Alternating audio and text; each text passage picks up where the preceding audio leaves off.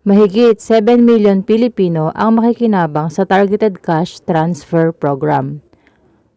Kasunod ng pagpapalabas ng karagdagang pondo para sa Targeted Cash Transfer or TCT program ng Department of Social Welfare and Development. Handa na ang DSWD na pangasiwaan ang 500 pesos cash transfer para tulungan ang humigit kumulang 7.5 milyong benepisyaryo sa pagharap sa patuloy na epekto ng mataas na inflation. Inanunsyo ng Department of Budget and Management, DBM, sa isang pahayag, ang pag-aproba sa Special Allotment Release Order na nagkakahalaga ng 7.6 billion na gagamitin ng DSWD para sa pagpapatuloy ng TCT program.